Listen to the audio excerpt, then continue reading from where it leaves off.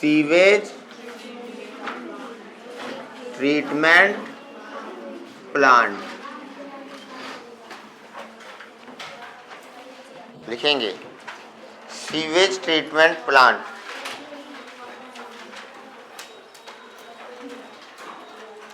क्या है इसमें, ये सीवेज का मतलब समझेंगे, पहले लिखेंगे इस सीवेज में है क्या।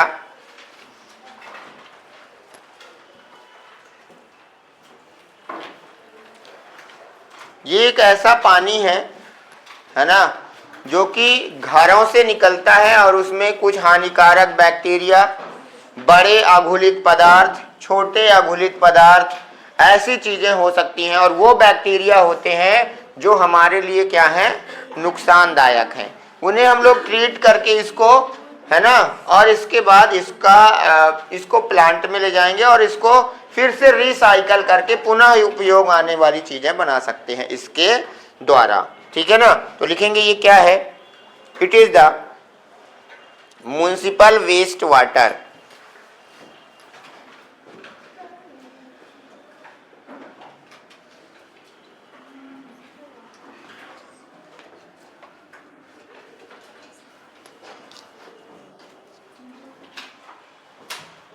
नगरीय जो भी पानी निकलता है घरों से, है ना, जो भी एक्स्ट्रा वेस्ट, जैसे कि सब्जी धो रहे हैं, बर्तन धो रहे हैं, तो उसके साथ चावल के दाने हैं, ये सब कुछ उससे किचन के साथ चला जाएगा उसी पानी के साथ, है ना। फिर उसमें कुछ हानिकारक बैक्टीरिया आ जाएंगे, इन सबको ट्रीट, मतलब ये सब सारा चीजें, वो जो पानी है वही सीवेज है, और उसको ट्रीटमेंट करके ठीक करना क्या कहलाता है, एसटीपी कहलाता है। समझ गए, तो वही हम लोगों को करना है। लिखेंगे क्या क्या है कंपोनेंट ऑफ सीवेज, इसमें क्या क्या है, इस सीवेज में क्या क्या हो सकता है। कंपोनेंट ऑफ सीवेज, सीवेज के component, component of sewage, sewage के क्या कंपोनेंट हैं। पहला लिखेंगे बड़े आकार के अघुलित पदार्थ,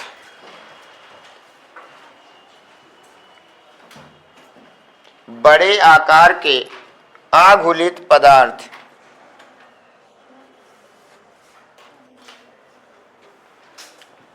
लार्ज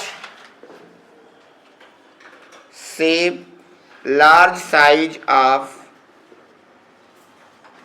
अनडिजॉल्व मटेरियल, ऐसे पदार्थ जो घुल नहीं सकते पानी में, और उनका आकार कैसा है, बोलो, बड़ा है। स्मॉल भी हो सकते हैं, small size of undissolved material,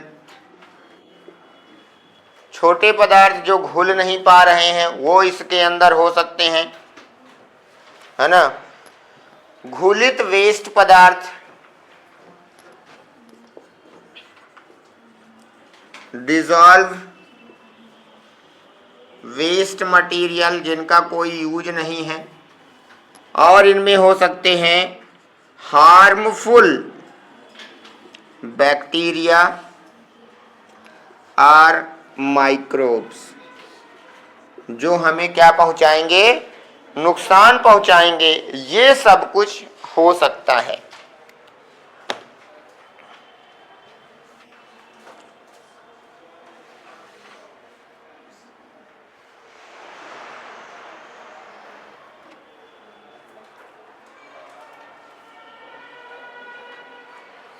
ठीक है, तो सीवेज समझ में आ गया क्या है।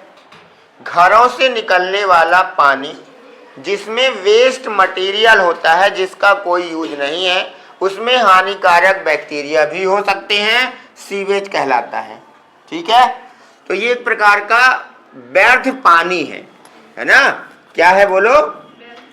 चलो अब देखो, हमने सीवेज समझ लिया, घर से सीवेज निकला। अब उसका दो ही चीजें कर सकते हैं इससे। हमने क्या किया कि हमारे पास क्या है, सीवेज है, तो इसे या तो हम सीधे क्या कर दें, रिलीज इन रिवर डायरेक्ट, सीधे ही नदी में क्या कर दें, छोड़ दें। तो इससे भी दिक्कत है, नदी भी तो प्रदूषित होंगी, है ना। या हम इसका दोबारा से क्या कर दें, ट्रीटमेंट कर दें, है ना। इसका क्या किया जाए, इसका किया जाए ट्रीटमेंट, जो हमने अभी आपको बताया प्लांट लगा करके। ट्रीटमेंट में इसको फिर से रिसाइकल किया जाए, है ना। इसमें दो प्रकार से होगा इसका ट्रीटमेंट, प्राइमरी ट्रीटमेंट और सेकेंडरी ट्रीटमेंट। ठीक है, तो इसका दो तरह से हम लोग ट्रीटमेंट कर सकते हैं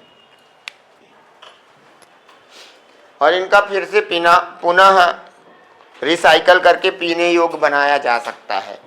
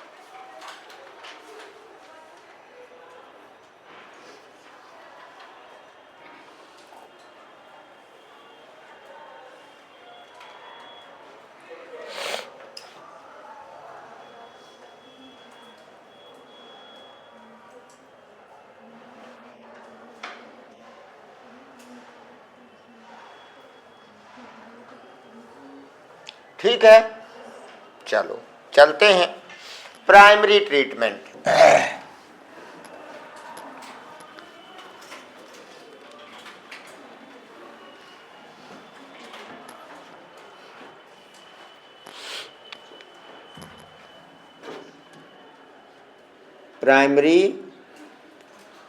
प्राइमरी ट्रीटमेंट, इसमें क्या होता है, ये एक फिजिकल मेथड है जिसमें ये ट्रीटमेंट किया जाएगा। लिखना है इसमें, लिखेंगे इसमें, it is a physical method, it is a physical method and complete in 2 step, और 2 स्टेप में पूरी होती है। यह एक फिजिकल मेथड है जो कि 2 स्टेप में पूरी होती है। पहला फिल्ट्रेशन और दूसरा सेडिमेंटेशन। 2 स्टेप में पूरा करते हैं इसको, पहला फिल्ट्रेशन और दूसरा सेडिमेंटेशन।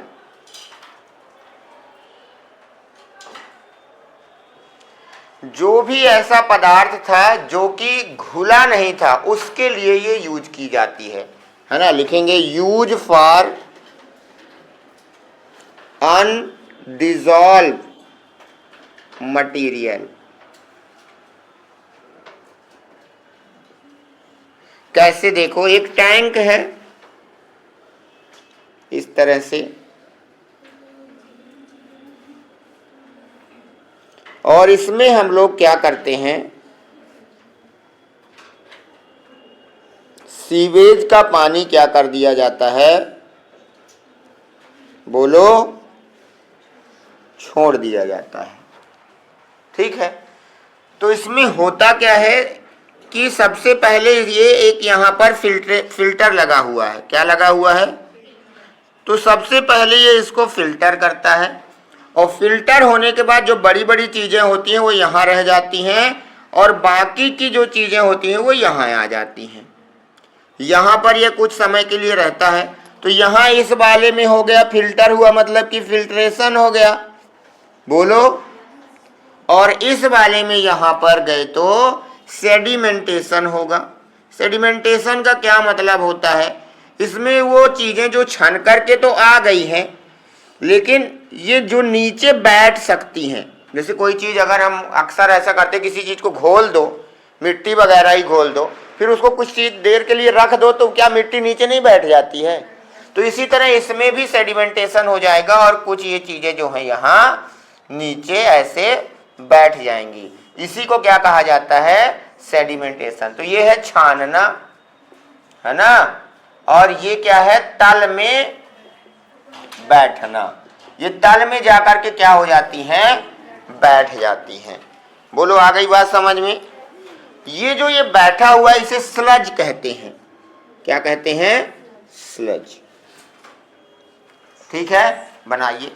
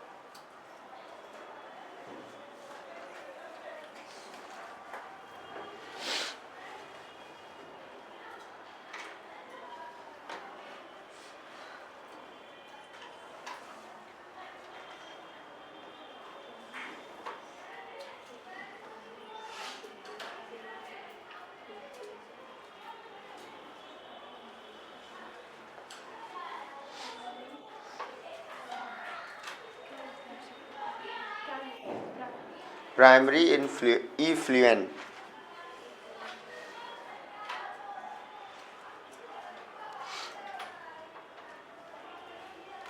यहाँ किसकी क्लास है?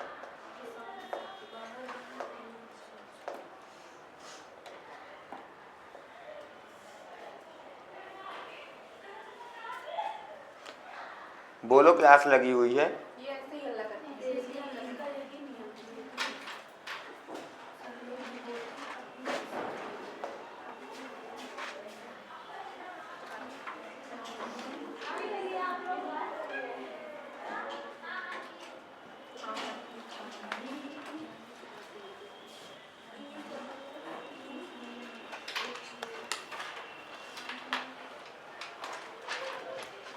हो गया? हो गया? यहाँ नीचे लिखना है, लिखेंगे। यह अनडिजॉल्व वेस्ट के लिए है। ये जो प्रोसेस है प्राइमरी ट्रीटमेंट किसके लिए है? अनडिजॉल्व वेस्ट के लिए है। It is for the undissolved material और वेस्ट। प्राइमरी ट्रीटमेंट के बाद जो भी बनता है उसे क्या कहते हैं? प्राइमरी इफ्लुएंट कहते हैं। तो लिखेंगे product of primary treatment, product of primary treatment, primary treatment का प्रोडक्ट प्राइमरी इफ्लुएंट कहलाता है, प्राइमरी इफ्लुएंट कहलाता है।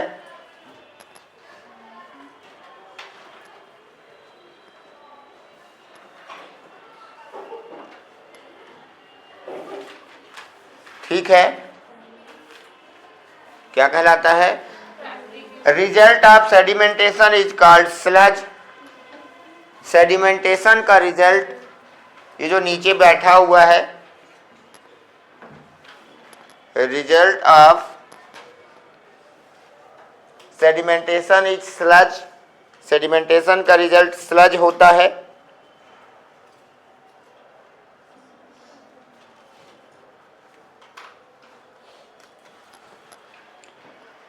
प्राइमरी इफ्लुएंट को, अगला, प्राइमरी इफ्लुएंट को सेकेंडरी ट्रीटमेंट के लिए ले जाया जाता है।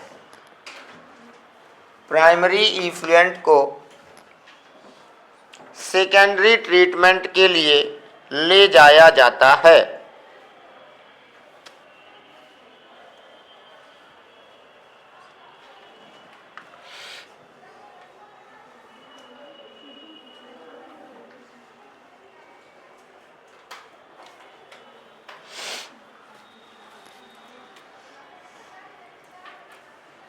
ठीक है, तो ये यहां तक तो हो गया। बोलो ये तक, ये समझ में आ गया, क्योंकि अभी तो कुछ किए ही नहीं है। इतना तो हम लोग नॉर्मली अपने घर में भी करते हैं, है ना। बड़ी बड़ी चीजें तो छान सकते हैं, और जो ऐसी चीजें हैं जो बहुत छोटी हैं उसको पानी को कुछ समय के लिए रख देंगे तो अपने आप नीचे बैठ जाएंगी, जिससे हम लोग कह देंगे कि ये प्राइमरी प्रोडक्शन से है, तो प्राइमरी स्लज भी कह सकते हैं। ठीक है, तो चलो देखो अब सेकेंडरी ट्रीटमेंट कैसे होगा। देखो सेकेंडरी ट्रीटमेंट में क्या करते हैं। सबसे पहले तो ये प्राइमरी वाला ये डब्बा लगा ही रहेगा यहां पर, ठीक है ना। तो ये यहां पर फिल्ट्रेशन चलता रहेगा, और यहां से हम इसको क्या दिया करेंगे, सीवेज देंगे। और सीवेज आप लोग जान रहे हैं अब अच्छी तरह से कि क्या है, क्या है बताओ। वेस्ट है, जिस ऐसा पानी है जिसमें कि क्या डाला गया है, हाँ, है ना। आगे चलते हैं, इसको हम लोग, ये जो हमारा आया था, क्या आया था बताओ यहां पर, प्राइमरी इफ्लुएंट। इसको हम लोग आगे सेकेंडरी ट्रीटमेंट के लिए ट्रांसफर करते हैं। तो यहां से ये ओपन, ये प्राइमरी ट्रीटमेंट था, ऐसे ही ना। क्या था ये बताओ, प्राइमरी ट्रीटमेंट, और इसके बारे में मैंने आपको लिखवा दिया है। ठीक है, बोलो। अब ये कहाँ जा रहा है बताओ, सेकेंडरी में जा रहा है। ठीक है, यहां जब ये जाता है तो सबसे पहले इसको एक बड़ा टैंक मिलता है, जिसमें ये जा करके पत्तियों में घुमाया जाएगा। इस प्रकार से ये टैंक होता है, ये पहले टैंक में गया है, इसका नाम है T1, फर्स्ट टैंक है T1, और इसे कहते हैं, क्या कहते हैं, एरेशन टैंक। क्या नाम है इसका, तो पहले टैंक का नाम क्या है बताओ, एरेशन टैंक, जिसमें इसको क्या कर दिया जाएगा, घुमाया जाएगा। यहां पर इसको क्या कर दिया जाएगा, भेज दिया जाएगा।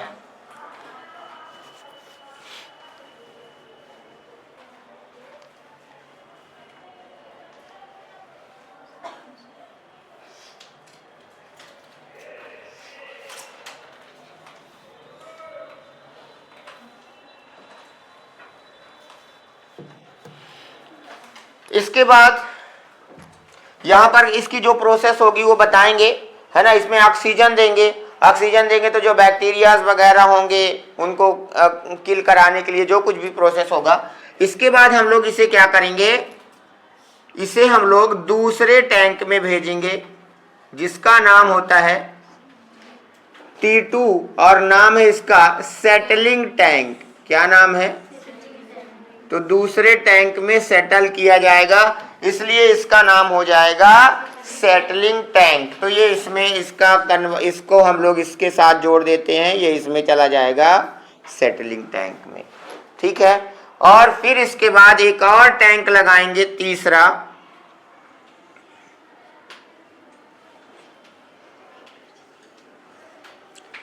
ये है, और इसमें हम लोग एरोबिक प्रोसेस करवाते हैं इसकी, इसीलिए इसका नाम हो जाता है स्लज डाइजेस्टर। जो स्लज बना था ना उसको भी डाइजेस्ट करवा देंगे। तो ये स्लज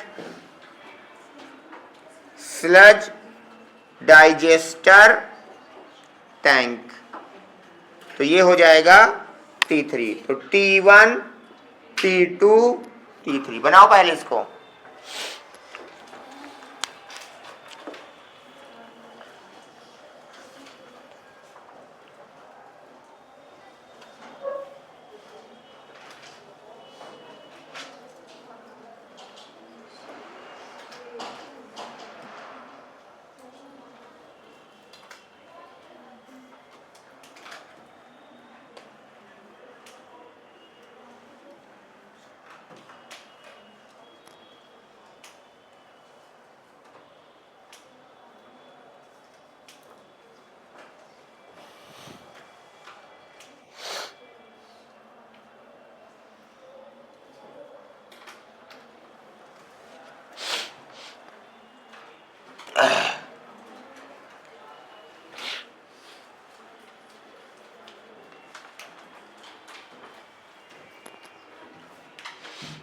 अब मैं इसकी प्रोसेस बताने जा रहा हूं, फिर वो लिखवाऊंगा भी। पहले बना दो, हो गया बना रहे हो तो।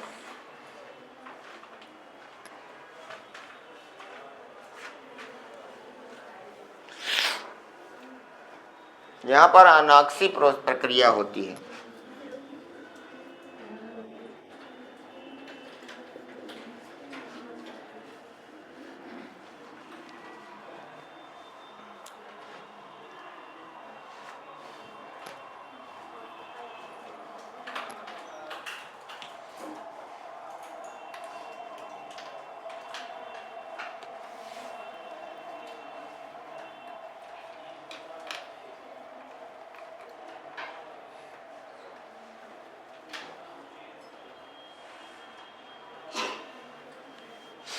हो गया, हो गया।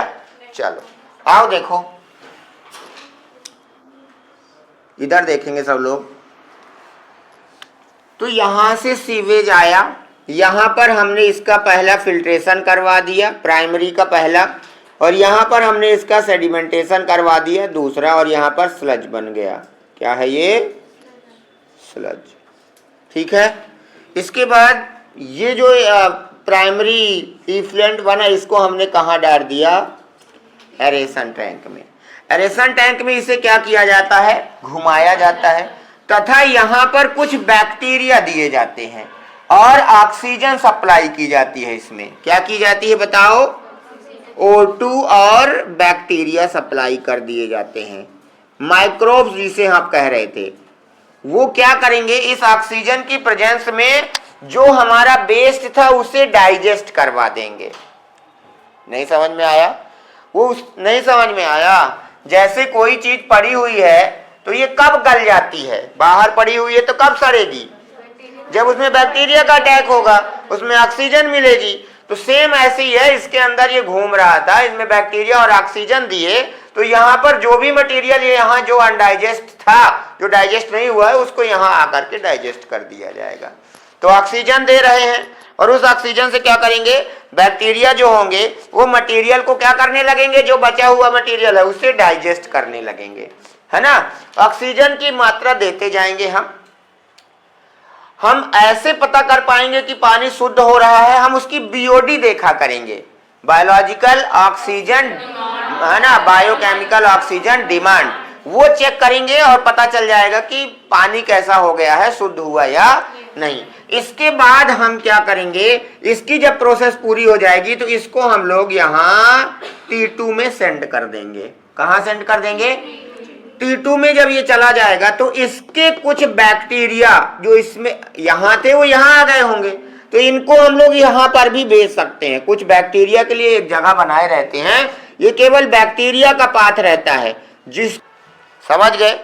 यहाँ पर जो बनता है सेकेंडरी स्लज बनता है। क्या बनता है? सेकेंडरी स्लज बनता है, और उस सेकेंडरी स्लज को हम लोग यहाँ पर भेजेंगे और यहाँ पर इसका अनाक्सी शोषण होगा और गैसेस बनेंगी। कौन सी गैसेस बनेंगी वो मैं लिखवाऊंगा, और पानी की क्वालिटी चेक कर लेंगे। आप देखेंगे कि हमें पानी जो है वो प्योर हो गया है, अब अच्छा हो गया है, क्योंकि उसके माइक्रोब्स भी मर जाएंगे जो हानिकारक थे। ठीक है, ऑक्सीजन की डिमांड अपने आप कम हो जाएगी, है ना। जितनी कम बीओडी उतना ही अच्छा पानी होता है। समझ में आई बात? चलो इसको लिखो, फिर बीओडी की भी बात करनी है हमें अभी।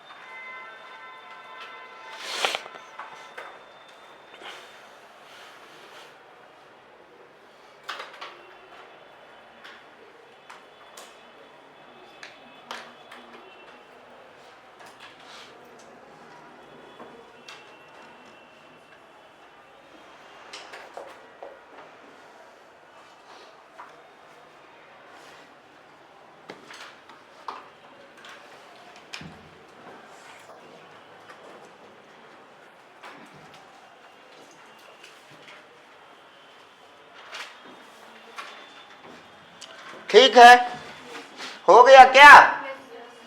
चलो सबसे पहले लिखेंगे T1 या टैंक T1, ब्रैकेट में एरेशन टैंक,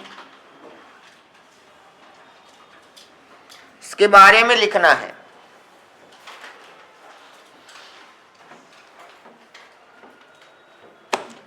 लिखेंगे यह सबसे बड़े आकार का होता है, it is larger in size, यह सबसे बड़े आकार का होता है, it is larger in size, यह सबसे बड़े आकार का होता है,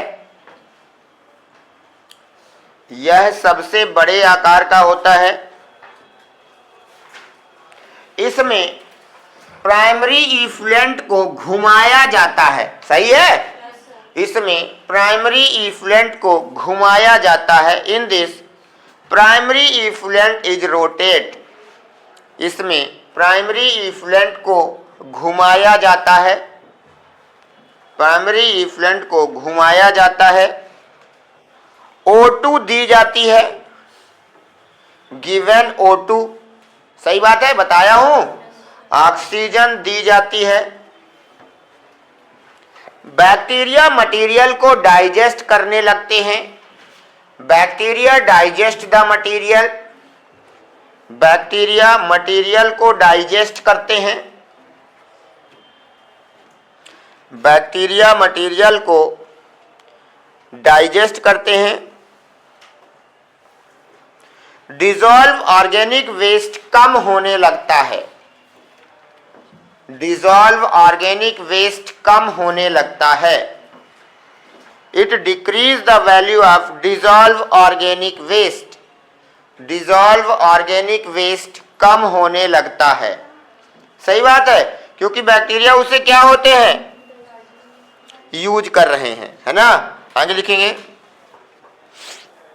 बैक्टीरिया और फंजाई मिलकर एक मास बनाते हैं, bacteria and fungi make a mass is called flocs, जिसे फ्लॉक्स कहते हैं। बैक्टीरिया और फंजाई मिलकर एक मास बनाते हैं जिसे फ्लॉक्स कहते हैं।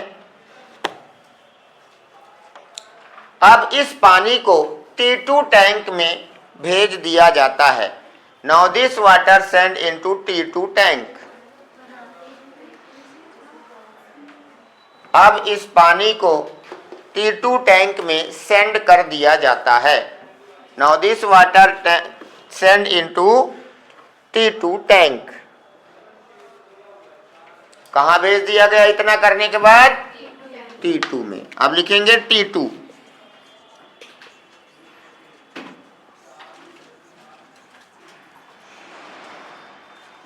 Settling tank, settling tank.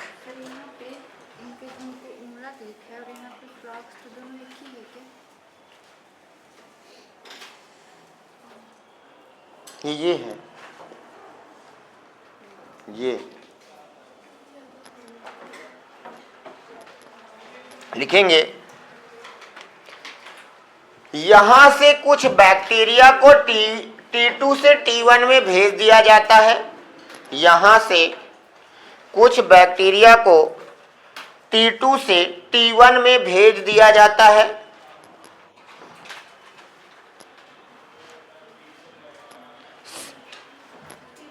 Here some bacteria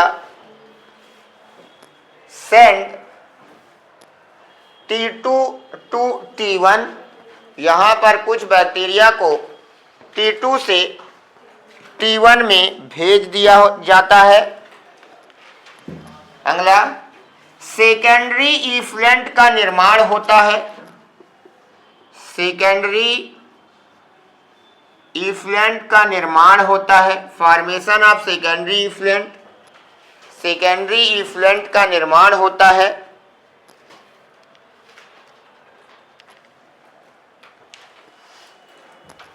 secondary sludge का निर्माण होता है। Formation of secondary sludge. Secondary sludge का निर्माण होता है। Now effluent send into T3। अब इफ्लुएंट को T3 में भेज दिया जाता है। अब इफ्लुएंट को T3 में भेज दिया जाता है।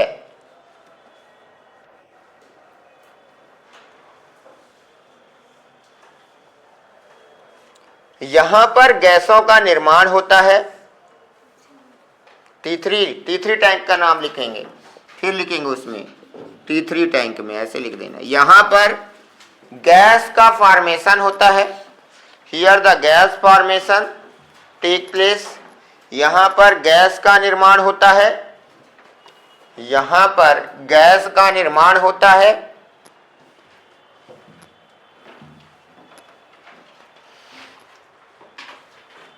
जैसे CH4, CO2, H2S। इसमें से ये क्या है? हानिकारक है।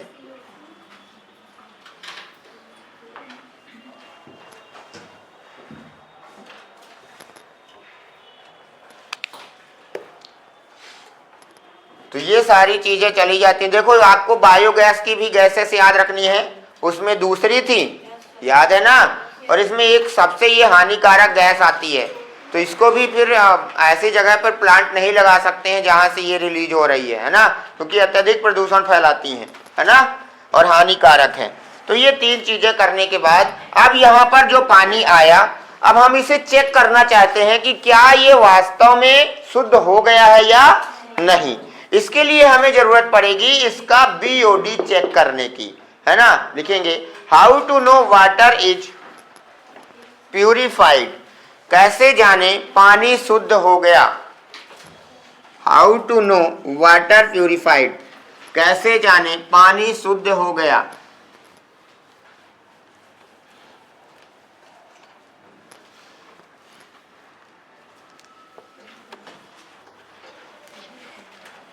लिखेंगे BOD।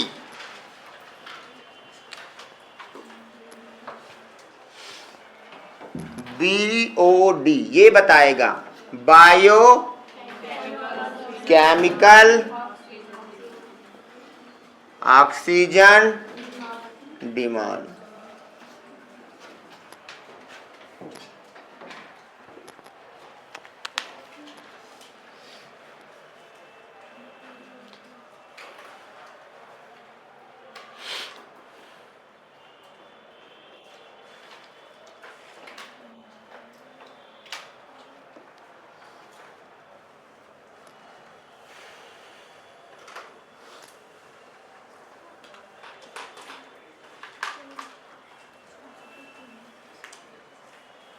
चलो देखो,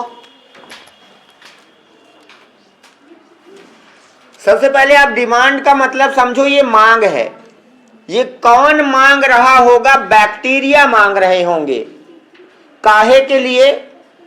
अगर उस पानी में कोई वेस्ट है और उन्हें डाइजेस्ट करना है तो बिना बैक्टीरिया, बिना ऑक्सीजन के तो कर नहीं पाएंगे।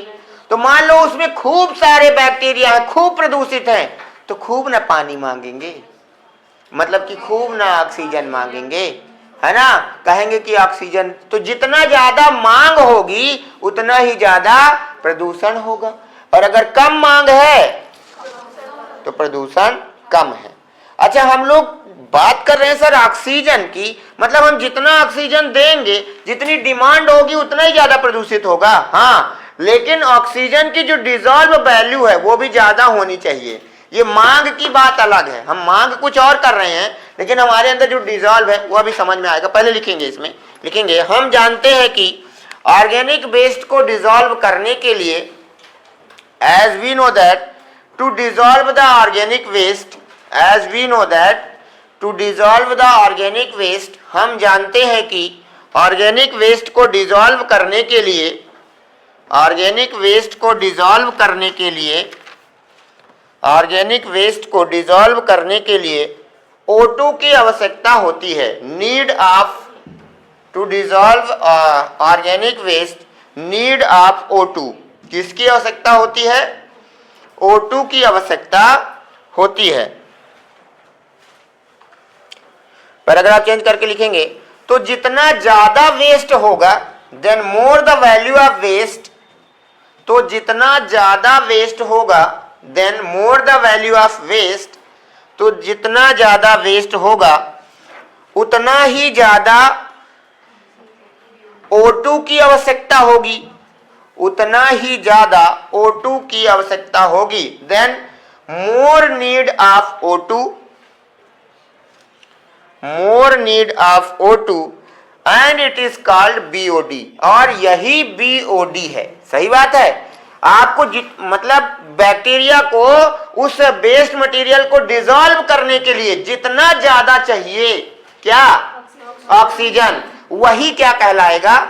BOD। देखो कैसे, जैसे मान लो ये प्रदूषित हुए कचरे हैं और ये बेचारे दो ठो बैक्टीरिया बैठे हैं, इनको डिसॉल्व इसको करना है। यहां पर देखो ये कचरे हैं, ये कचरा है, और ये बैक्टीरिया दो ठो हैं, इनको डिसॉल्व करना है। बिना ऑक्सीजन के डिसॉल्व नहीं हो सकते हैं ये, ठीक है।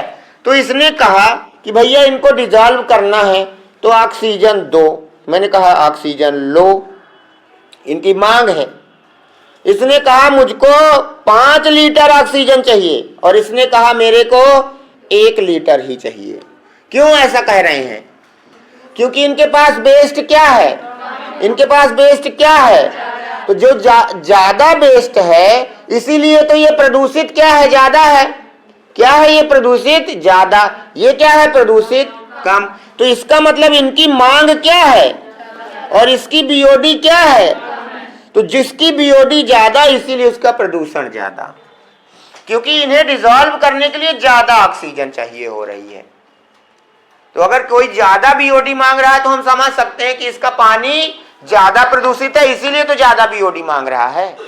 आ गई बात समझ में BOD की? BOD क्या है बताओ? बैक्टीरिया की मांग है जो इन मटेरियल को, जो वेस्ट मटेरियल है, जो हमारे काम का नहीं, हानिकारक है, उन्हें नष्ट करने के लिए वो ऑक्सीजन आपसे मांग रहा है। तो ज्यादा होगा जब ये मटेरियल तो ज्यादा मांगेगा, कम होगा मटेरियल तो कम मांगेगा कि भाई कम दो। अगर कम मटेरियल डाला है तो वैसे भी कम, मतलब कि प्रदूषित कम होगा। समझ गए? अर्थात हम क्या कह सकते हैं कि BOD is directly proportional to waste. बोलो, BOD is directly proportional to waste. जितना ज्यादा कचरा उतना ही ज्यादा BOD, है ना। या ये भी कह सकते हैं BOD is directly proportional to प्रदूषित या प्रदूषण, है ना। जितना ज्यादा क्या रहेगा? जितना ज्यादा, तो उतना ही ज्यादा वो वाटर क्या है? प्रदूषित है। तभी तो वो पानी क्या मांग रहा है? ऑक्सीजन मांग रहा है। बोलो, आ गया है समझ में?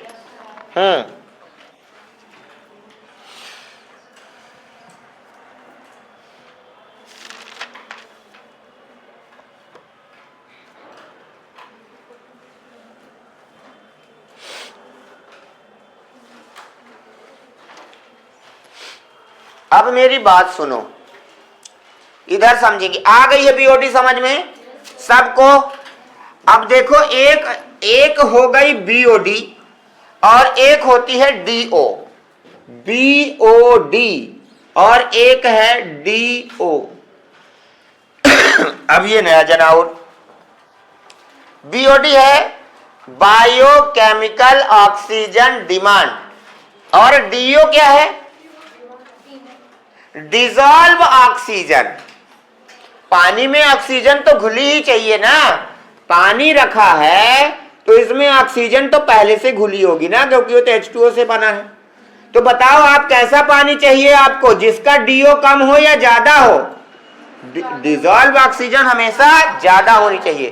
तो आपको ये भी याद रखना है कि जिस पानी का बीओडी ज्यादा हो जाता है ना, जिस पानी का बीओडी ज्यादा हो जाता है उसमें डिजॉल्व ऑक्सीजन कम हो जाती है।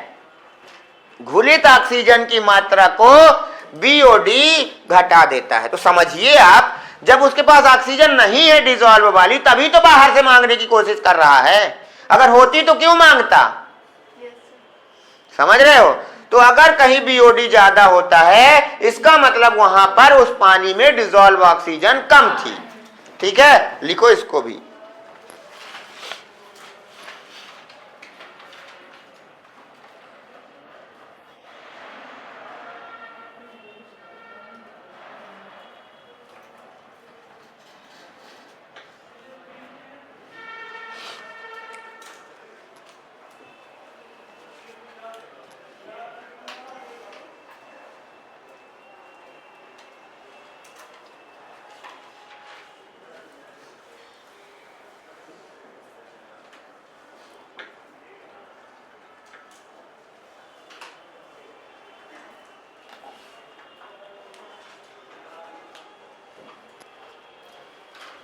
ये वाला मिटा दूं नीचे।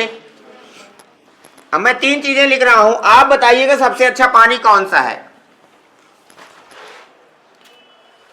एक में लिखा है बीओडी और नीचे लिखा है डीओ, ये भी ज्यादा है और ये भी ज्यादा है। बड़ा अच्छा देख लो, डिजॉल्व ऑक्सीजन ज्यादा कर दिया हूं। ठीक है, दूसरा है बीओडी, ये तो कम है। क्या है? बीओडी कम, और डिजॉल्व ऑक्सीजन इसकी कम। ये पानी रखे हुए हैं, मान लो पहले पानी में क्या है बोलो, बायोकेमिकल ऑक्सीजन डिमांड ज्यादा है और उसमें डिजॉल्व ऑक्सीजन क्या है, इसका बीओडी कम, और डिजॉल्व ऑक्सीजन। आपको बताना है इन 3 डब्बों में से सबसे अच्छा पानी कौन सा है, बोलो। ये तो अत्यधिक प्रदूषित हो गया, ये भी प्रदूषित है। बीओडी तो कम है लेकिन इसमें ऑक्सीजन ही नहीं है ना। इसमें बीओडी कम है और डिजॉल्व ऑक्सीजन ज्यादा है ना। तो ये तो भैया पॉल्यूटेड है, ये प्रदूषण है, मतलब कि पॉल्यूटेड वाटर है ये।